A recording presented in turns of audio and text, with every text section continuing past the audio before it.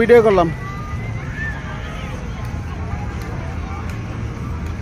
কি কি বেছেন? পেঁয়াজ, হালিম, চটপটি, পেঁয়াজ। ওকে, হালিম কত করে? $5 টাকা কামানোর ইচ্ছা থাকলে যে কোনো অবস্থায় করা যায়। এই কম্বোডিয়াতে এসে অনেকে বসে দেশ থেকে টাকা নিয়ে এসে টাকা খরচ করে তারপরে চলে।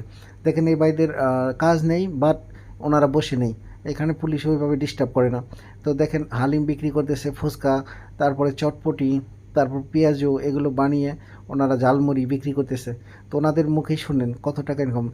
দৈনিক মিনিমাম 20 টাকা ওনাদের থাকে। 20 টাকা থাকলে আপনার প্রতিদিন 20 টাকা মানে বাংলাদেশের 2,500 টাকার মতো। তো সেক্ষেত্রে 70-80 হাজার, 1 লাখ টাকা কামানো কোনো ব্যাপার না। ইচ্ছা থাকতে হবে, চেষ্টা থাকতে হবে। আইসা বসে থাকলে লাভ নেই। এই জিনিসটা আমি মালয়েশিয়াতে দেখছি, এই জিনিসটা আমি কম্বোডিয়াতে দেখছি। তো ওনারা এইভাবে বসে না থেকে এগুলো করতেছে। তো ভিডিওতে দেখেন, ওনার মুখে শুনেন, তাহলে বুঝতে পারবেন। ও টাকা কামানো বইসা না থেকে একটা কিছু করাই ভালো। গরম গরম চটপটি সেই স্বাদ। দিনে $20 থাকে ভাই? $20 বেশি থাকে না?